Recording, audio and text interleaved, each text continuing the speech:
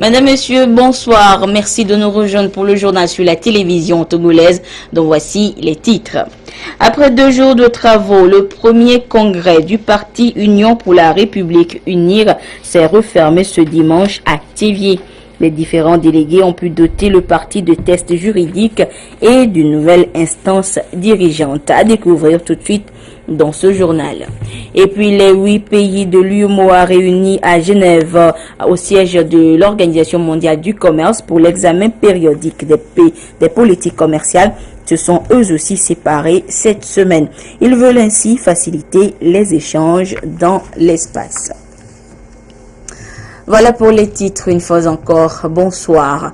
Les congressistes du parti UNIR, Union pour la République, se sont donc séparés ce soir à Thiévié au terme de 2 jours de travaux. Ils ont pu doter leur parti de tests juridiques et installer les nouvelles instances dirigeantes. Et c'est le Premier ministre, comme ici l'homme Classou, représentant le chef de l'État qui a présidé la clôture du congrès. Nous reviendrons tout à l'heure en détail sur cette cérémonie de clôture dans le courant de cette édition. Et c'est donc fini pour le premier congrès du parti Union pour la République. Et à l'issue des travaux, les congressistes sont plus que satisfaits. Certains se prononcent au micro de Edem sous support.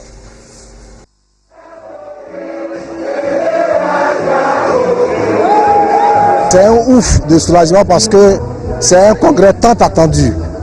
Désormais, nous aurons des structures qui vont permettre l'enracinement de davantage de notre parti dans toutes les préfectures, dans tous les villages, dans tous les cantons, dans tous les hameaux.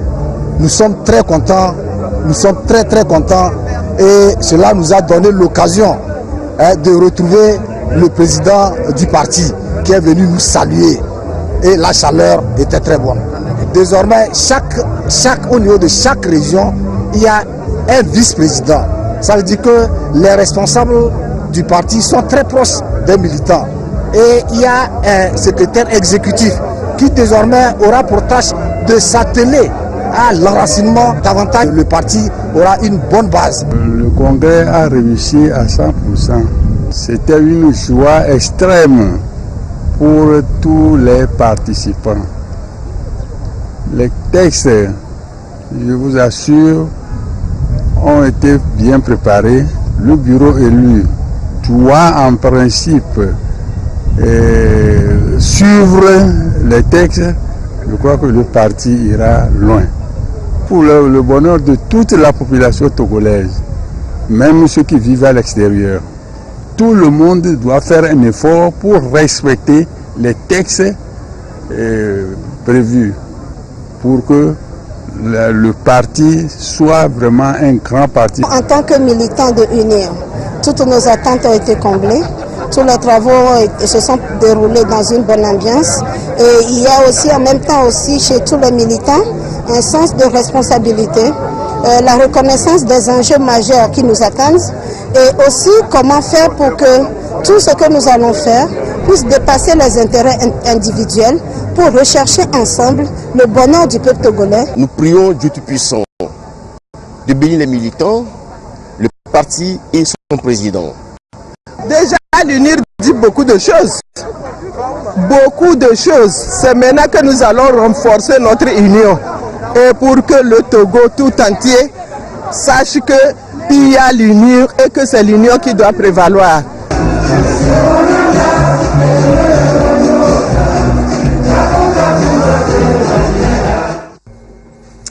Les grandes décisions donc du Congrès sont donc l'élection d'un secrétaire exécutif en la personne de Monsieur Acholi à Clesson, d'une trésorière générale Madame Tiegan Yawadibodi et de plusieurs des différents vice-présidents pour les régions Savane, d'Apaon à Monsieur Bagbigé Taïrou. La région centrale aura donc son vice-président, la personne de Monsieur Acha Adedi Afo. La région maritime aura également son vice-président en la personne de Monsieur Adedji Kodjo. La région des Plateaux, son vice-président est M. Iou Komi. Le Grand Lomé Agoué à une vice-présidente, Madame Memounatou Ibrahima. Il faut noter que le Grand Lomé Golf et Kara auront donc leur vice-président après nomination par le président national du parti, le chef de l'État, Faure Essozimna Gnazingbe. Nous reviendrons donc en détail sur ces différentes décisions du congrès du parti UNIR dans le courant de cette édition. Notre équipe de reportage étant en cabine de montage. La suite de cette édition avec la fin également de l'examen conjoint des politiques commerciales de l'UEMOA, exercice auquel se sont livrés les représentants des 8 pays membres de l'Union. Ensemble, au siège de l'Organisation mondiale du commerce à Genève, ils ont tenté de parler d'une seule voix en matière de politique commerciale pour à la fin faciliter les échanges sur le territoire commun de l'Union. Pierre Sousouko pour des précisions. De famille comme pour célébrer l'unité à l'issue de cet examen conjoint des pays de l'UEMOA. Un nouveau pas de franchi et cela s'explique. Les 8 pays de l'Union économique et monétaire ouest-africaine ont passé en revue et harmonisé leur politique commerciale, une première dans l'histoire de l'Union. Devant l'Organisation mondiale du commerce, l'objectif est affiché, accroître la transparence et la meilleure compréhension des politiques et pratiques commerciales pour faciliter davantage les transactions dans l'espace UEMOA. Aujourd'hui, les pays se sont exprimés librement sur les politiques exercées par l'Union, aussi bien au niveau national qu'au niveau régional. Mais c'est surtout également de pouvoir détecter les impacts de certaines décisions commerciales ou politiques qui sont appliquées par certains États. Par exemple, si une entreprise togolaise doit exporter au Sénégal ou bien dans un autre pays et qu'il y ait une politique commerciale qui a un impact sur ces exportations de cette entreprise togolaise, naturellement le fait de le poser dans cet examen de politique commerciale permet de rectifier et de permettre une meilleure transparence. Au terme des travaux, chaque pays avait à exposer sur les atouts ou les potentiels économiques de son territoire. Le Togo s'est quant à lui prêté à l'exercice par le truchement de son ambassadeur, le représentant permanent auprès des offices des Nations Unies. L'examen des politiques commerciales des 8 pays membres de l'UEMOA m'offre l'agréable occasion de présenter les potentialités en matière d'investissement et les efforts continus de réforme menés par le gouvernement togolais pour assurer à sa population le mieux-être. En effet, le Togo dispose de 2 aéroports de classe internationale à Lomé et à Niamtougou, à l'intérieur du pays, un réseau de télécommunications entièrement numérisé, un port franc moderne en eau profonde qui possède de grandes possibilités. Le créneau des technologies de l'information et de la communication offre des opportunités importantes d'investissement. La réhabilitation des chemins de fer du Togo favorisera la réalisation d'un projet de port sec prévu dans la partie septentrionale. Le Togo dispose d'un potentiel touristique important et ce secteur constitue l'une des principales sources de recettes en devises du pays. Des opportunités s'offrent aussi dans le domaine de la construction de complexes hôteliers, de villages de vacances ou de parcs de loisirs, des sites naturels comme les cascades, les parcs nationaux, les grottes, etc., qui sont très attractifs pour le tourisme. S'agissant de l'environnement des affaires, il est en constante amélioration pour offrir à l'investisseur des facilités pour la création d'entreprises en 24 heures à moindre coût de 30 000 francs CFA, soit environ 40 €, avec des procédures très allégées. Situation jugée attractive par les officiels à ce rendez-vous périodique. Ces derniers ont salué cet examen conjoint qui devra s'ouvrir sur beaucoup d'autres perspectives. C'est dit que la voie est ainsi tracée pour un nouveau départ des transactions commerciales dans l'Union. Et ici, à Genève, beaucoup l'ont laissé entendre, la dynamique de l'intégration régionale est sur de bons rails. Et autre rencontre sous-régionale, la foire internationale multisectorielle de Ouagadougou qui a ouvert ses portes dans la capitale burkinabé et doit se dérouler jusqu'au 5 novembre prochain. Le Togo a été invité à cette rencontre internationale comme pays d'honneur. Yves Agbevivi de retour de Ouagadougou.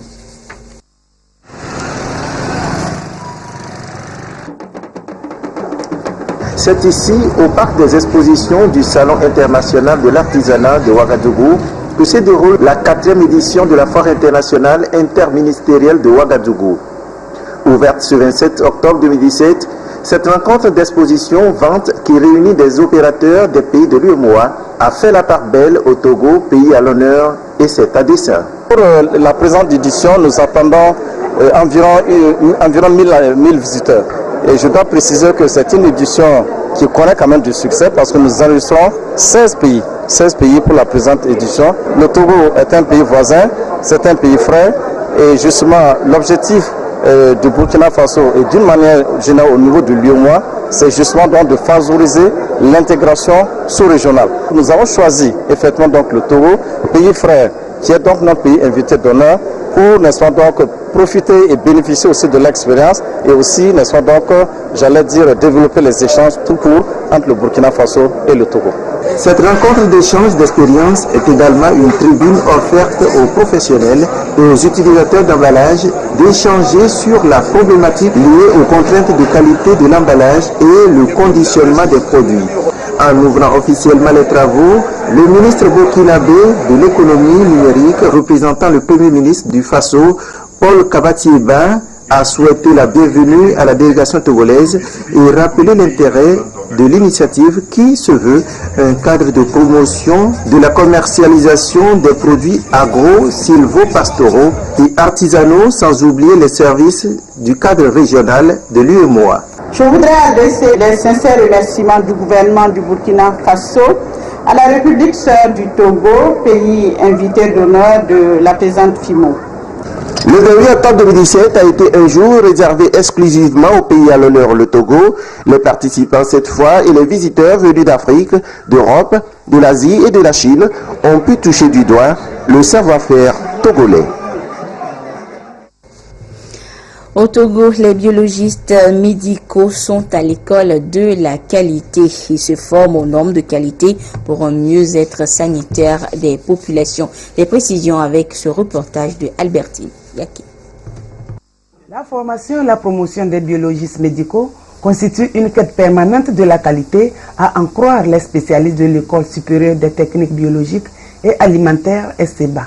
C'est donc dans ce souci de répondre à cette exigence que les partenaires de fourniture de matériel et services biomédicaux entendent contribuer davantage aux besoins de ce secteur de la santé. Nous fournissons les équipements biomédicaux de qualité qui respectent les normes ISO et CE, en assumant la traçabilité de nos réactifs, mais surtout la biosécurité et la biosureté. Il est important que nous puissions dire aux fournisseurs quelles sont les normes sous lesquelles les équipements qu'ils vendent, les réactifs et les consommants qu'ils vendent doivent être fabriqués afin que lorsqu'on les utilise au laboratoire, ces dispositifs médicaux puissent rendre des résultats de qualité. Pour les responsables de l'ESTEBA, les programmes de recyclage effectif des techniciens de laboratoire de biologie médicale permettront de trouver des solutions durables dans le processus de formation. L'à peu près n'existe pas lorsqu'on parle de la santé de l'homme. Ils sont partout. Les exigences actuelles veulent que ces biologistes se forment d'abord graduellement et s'adaptent aux nouveaux équipements qui permettent d'avoir des analyses de pointe. L'exigence de la qualité, ça c'est ça qui importe. Et c'est également important pour nous dans la formation donc, de nos étudiants. Le matériel, au fur et à mesure qu'il avance, il faut alors donner des informations sur le nouveau matériel qu'on utilise aujourd'hui dans le domaine donc, biomédical. L'appropriation au quotidien des mesures de qualité et la prise de conscience professionnelle doivent être de mise. Les laboratoires publics, privés et confessionnels sur l'ensemble du territoire national sont tenus également de collaborer avec le ministère de tutelle, l'ESTEBA, les fournisseurs et prestataires. Chaque deuxième jeudi du mois d'octobre est consacré Journée mondiale de la vue.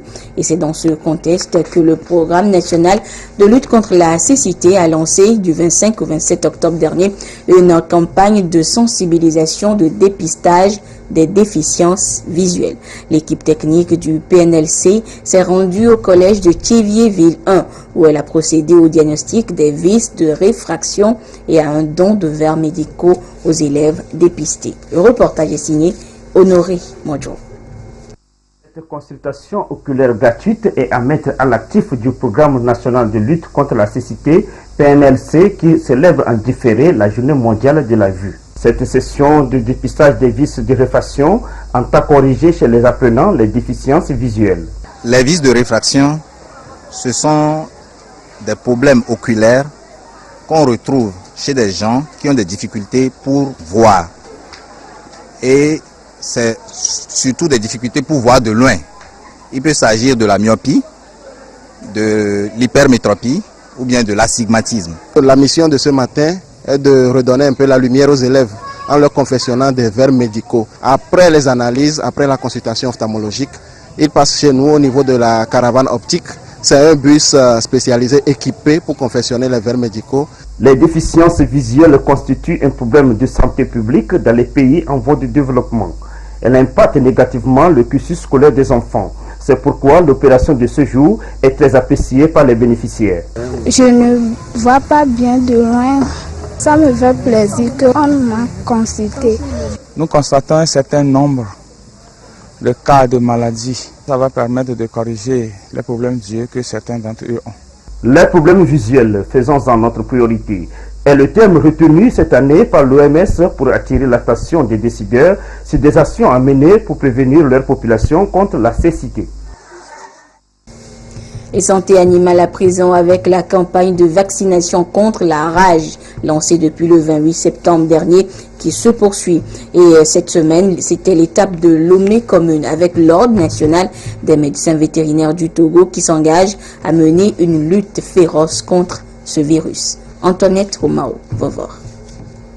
Le virus de la rage, le plus souvent transmis par une morsure ou une égratignure d'un chien affecté, parcourt le système nerveux jusqu'à atteindre le cerveau. Cela peut prendre des semaines ou des années. Mais une fois que les symptômes apparaissent, la maladie est presque inévitable. La vaccination est donc un impératif. Pour arriver à éradiquer la rage dans une zone ou bien dans un pays, il faut que tout le monde arrive à posséder des chiens domestiques. Je vous explique. Les chiens errants, en fait, c'est les vecteurs de la maladie. Donc, et ces chiens, c'est des chiens qui n'ont pas de domicile fixe. Donc, c'est des chiens sans domicile fixe. Donc, ces chiens se nourrissent dans les poubelles. Et lors des accouplements entre les chiens, c'est en ce moment qu'ils vont se contaminer contre la rage. La lutte contre la rage devient indispensable pour le pouvoir public et l'Ordre national des médecins vétérinaires du Togo qui entendent faire de cette maladie une priorité. Et justement, cette campagne de vaccination contre la rage en est une illustration. Je crois que c'est très important pour un chien. Surtout le mien, il est assez méchant. En temps, il a mordu une personne. S'il n'était pas vacciné, je ne sais pas ce qui pouvait arriver. Donc je ne peux qu'encourager l'Ordre des médecins vétérinaires de continuer dans ce sens. Par cette initiative, il s'agit de toucher le maximum de chiens en vue de leur prévenir contre la rage.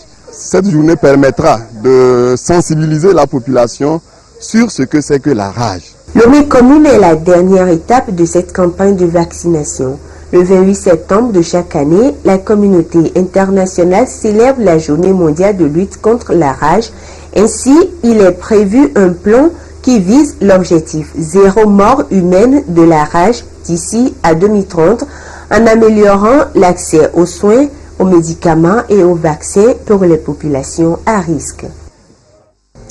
Et hors du Togo, la problématique du financement de la force du G5 Sahel est toujours d'actualité. Le Conseil de sécurité de l'ONU vient de faire une évaluation des besoins de la nouvelle force qui a pour mission de lutter contre le terrorisme dans la sous-région. Et alors que l'ONU plaide pour un soutien logistique et financier, les États-Unis rechignent, mais mettent en place une base à Niamey avec Africom pour la surveillance du Sahel. Que cache donc cette réticence des États-Unis à financer l'installation de la force G5 et quelles peuvent être les implications? Le décryptage de ce dimanche avec Augustin Kossi. Alors qu'elle est supposée effectuer sa première sortie militaire en cette fin du mois d'octobre, la force G5 Sahel demeure encore embryonnaire. 15 ambassadeurs du Conseil de sécurité des Nations Unies ont visité certains pays membres de cette force conjointe destinée à lutter contre le terrorisme et les trafics de tout genre dans la bande sahélo-sahélienne. Cette visite des ambassadeurs onusiens co-organisée par la France, l'Italie et l'Éthiopie devrait ainsi permettre d'évaluer les progrès réalisés et les besoins dans la mise en œuvre de cette force. Le secrétaire général de l'ONU, Antonio Guterres, a d'ores et déjà recommandé une aide internationale accrue au G5 qui n'a récolté pour l'instant que 108 millions d'euros de promesses de financement sur un budget prévisionnel de 423 millions d'euros. Il a par ailleurs proposé un soutien logistique complet comme option la création d'un bureau de l'ONU dédié au G5. Cette force conjointe du Mali, du Burkina Faso, de la Mauritanie, du Niger et du Tchad va être composée avec des effectifs en personnel militaire et police pouvant aller jusqu'à 5000 hommes en vue de rétablir la paix et la sécurité dans la région du Sahel. Son quartier général a été installé à Sévaré, au centre du Mali, pays considéré comme le principal théâtre d'opération et source de déstabilisation de la zone. Mais le souci pour l'instant, c'est la problématique du financement qui va monter en puissance après les premières opérations sur le terrain. En juin dernier, la France avait présenté un projet de résolution devant le Conseil de sécurité de l'ONU en vue d'obtenir des fonds pour le G5 Sahel. Les États-Unis avaient rechigné à ce projet, préférant que le Conseil donne bénédiction à une déclaration plutôt qu'à une résolution. Que cache-t-elle cette opposition des États-Unis? Washington craint-il que Paris puisse acquérir un avantage stratégique sur lui dans la bande de Sahel riche en fer, uranium, en pétrole, or et diamants? Africom, le commandement militaire américain, a établi une base à Niamey et maintient 800 soldats des opérations spéciales dans le pays. À Niamey, le personnel des forces gère un programme de surveillance des drones capables de mener des missions de surveillance au Niger, au Mali, au Nigeria et en Libye. Le choix du Niger se justifie d'abord sur le plan géostratégique. Le Niger est proche de deux grandes menaces, Boko Haram et AQMI. De plus, les États-Unis ont des accords politiques avec le Niger, pays frontalier de la Libye au nord, du Nigeria au sud, du Mali à l'ouest. Le Niger, dont le territoire est pour l'essentiel désertique, est au cœur de nombreux trafics en Afrique de l'Ouest, drogue, armes, migrants clandestins et marchandises de toutes sortes. Or, les réseaux terroristes, pour la plupart, sont financés grâce à ces trafics. Le déploiement américain au Niger apparaît alors complémentaire à celui des forces françaises projetées au Sahel pour l'opération anti-djihadiste Barkhane et surtout à la force G5 Sahel. Mais pourquoi les États-Unis rechignent-ils à financer le G5 Sahel, mais cherchent à exercer un contrôle géopolitique complet sur la région? Quoi qu'on dise, c'est la survie et le devenir de la bande sahélo-sahélienne qui se joue au gré des intérêts des grandes puissances, notamment la France et les États-Unis.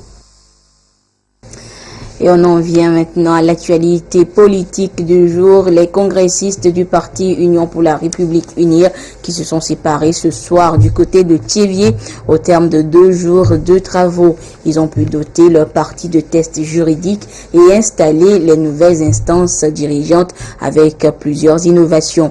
Et c'est le Premier ministre Komi Selom Klassou, représentant le chef de l'État, président national du parti, qui a présidé la clôture de ce congrès. Le compte rendu avec Essoham Théouté.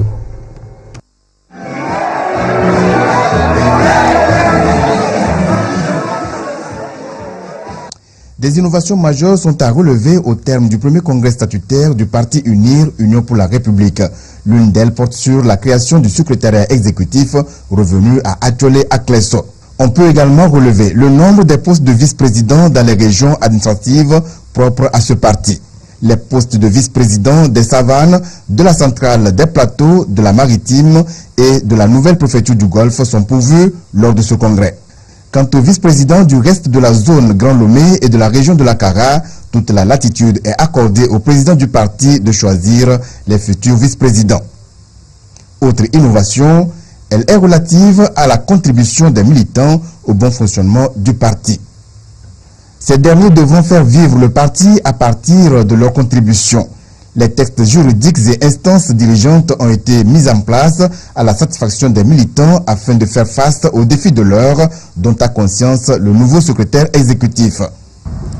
Il y a 5 ans, les défis auxquels nous étions confrontés ont connu de profondes mutations, doublées d'un contexte tout aussi complexe au plan national et international. C'est à l'aune de ces différentes et profondes mutations que je mesure l'immensité de la tâche que le président du parti a bien voulu me confier ce jour et à travers ma modeste personne à nous tous militantes et militants engagés derrière lui. Notre parti se veut avant tout une organisation avant-gardiste. En cela, nous devons inaugurer une nouvelle façon de fonctionner et de résoudre les différents problèmes auxquels sont confrontés nos militantes et militants. Clôturant les travaux, le Premier ministre Commissaire Lomkassou a relevé l'engagement du chef de l'État, Fonia Singbe, et président du parti UNIR, à traduire dans les faits les résultats de ces assises.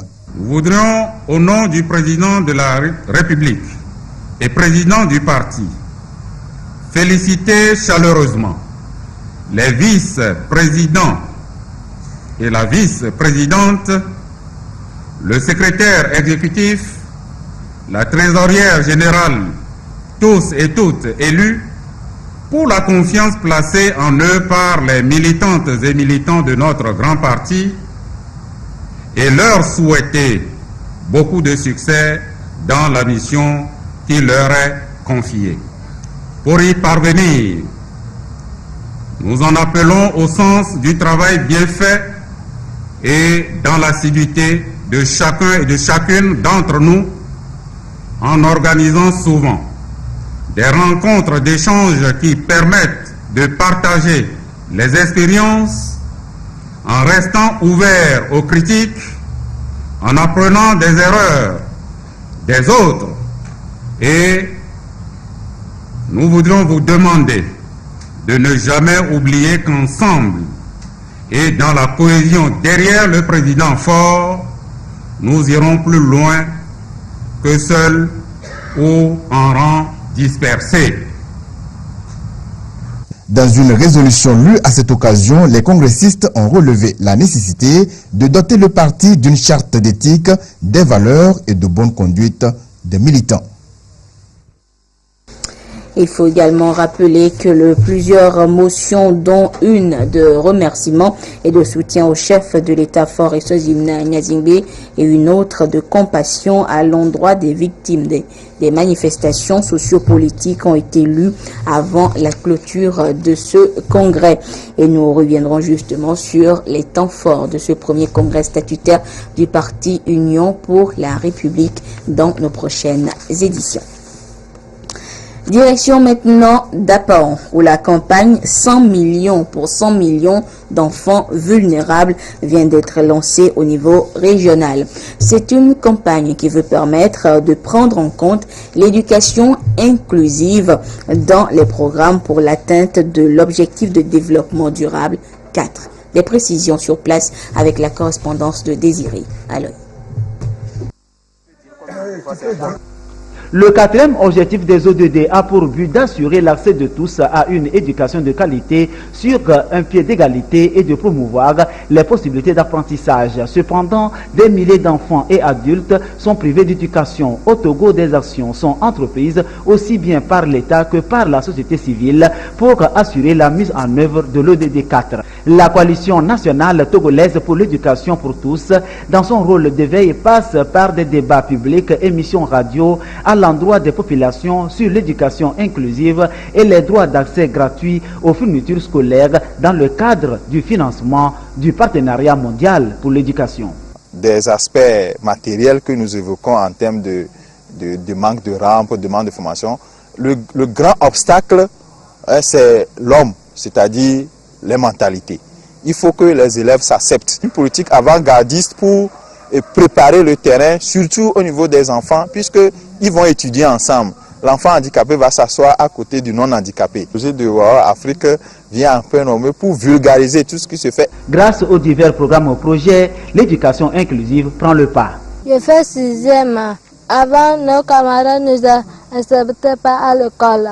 Maintenant, avec le programme, on nous accepte, qu'on travaille ensemble. Avec ce programme qu'on vient de lancer, Je sais que ça va aller. Moi, je m'appelle Camille Ibrahim, élève au lycée Linada en classe de la terminale 2.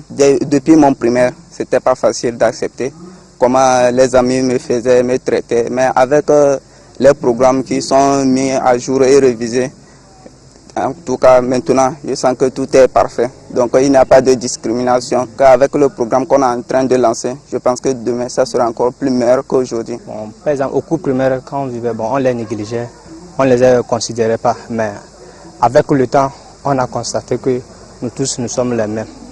Bon, il y a les handicaps qui sont les meilleurs puisque les personnes normales. Il est question en somme d'amener la population à prendre conscience des enjeux de l'éducation inclusive, l'utilisation et la gestion des livres de lecture et de calcul. Le lycée de Tocoin, l'UKO, le lycée Cara 2 et celui de Nassablé à Dapaon sont ciblés pour lancer la campagne.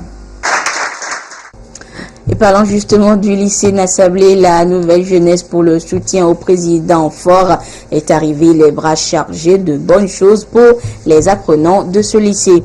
Des tables bancs et du matériel didactique pour appuyer l'administration dans l'encadrement de ses élèves. Nous retrouvons notre correspondant Désiré Aloy. La nouvelle jeunesse pour le soutien au président fort NGSPF, toujours sur le terrain social. Pour la énième fois, elle manifeste sa générosité à l'endroit du système éducatif togolais. Le lycée de Nassablé est comblé de joie. Un don de 50 tables bancs, un équipement sportif et du matériel didactique scientifique pour appuyer l'administration du lycée dans l'encadrement. C'est une jeunesse scolaire qui devait et qui doit au quotidien cultiver l'excellence en s'appropriant au travail bien fait. Les élèves réussissent moins dans les matières scientifiques. Et à la NGSPF, nous nous sommes donné ce devoir de relever ce défi. Et c'est ce que nous faisons à chaque année de rentrée scolaire en mettant à la disposition du corps enseignant des documents scientifiques appropriés. Une fois encore de l'occasion pour parler aux jeunes scolarisés de la région de la Savane en les prodiguant d'utiles conseils. Le bénéficiaire témoigne sa gratitude au donateur, le parrain de la NGSPF, pour qui l'éducation reste un levier incontournable dans le développement. Pratiquement tous les ans, il vient nous aider en matériel didactique et sportif. Il y a aussi le mobilier, les tables bancs qu'il a donné, ce qui va nous soulager et réduire les effectifs dans les classes. La NGSPF a sillonné plusieurs établissements scolaires pour poser ce geste, un soutien à la base contribuant à assurer un enseignement de qualité facteur d'un développement. Occasion pour la nouvelle jeunesse de sensibiliser les élèves du lycée de Nassablé sur les méfaits de la violence, des erreurs qui retardent le développement et les premiers perdants, ce sont les jeunes dans leur ensemble. L'ambassade chrétienne internationale de Jérusalem a organisé un voyage sur Israël en début de mois d'octobre. C'était pour permettre aux Togolais de prendre part à la fête des tabernacles dans ce pays. La délégation togolaise a été composée de plusieurs religieux. Le compte rendu avec Edem Sissoko.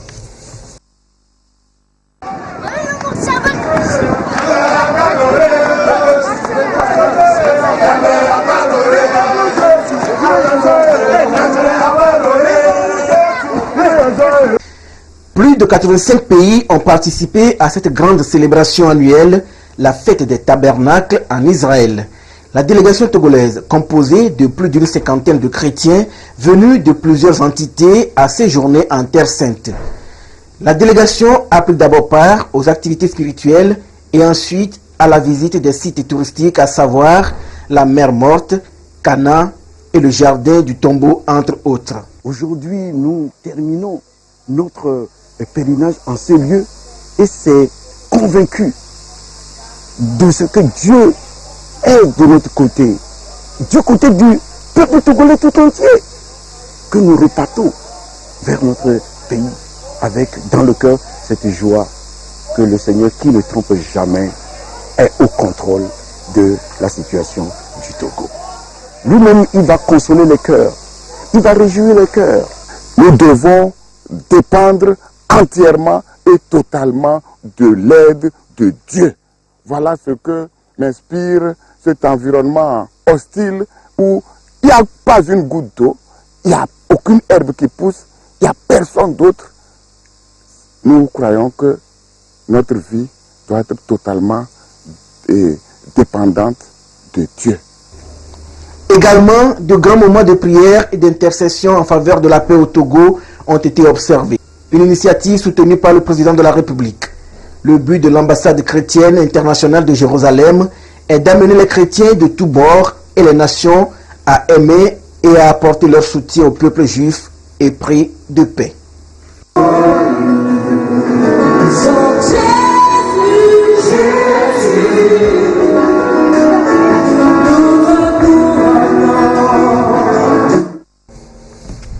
Et voilà, c'est sur cette ambiance que se referme cette édition. Merci de votre fidélité à la télévision togolaise. À 22h30, vous serez en compagnie de Yata Aratem pour la dernière édition du journal. Au revoir.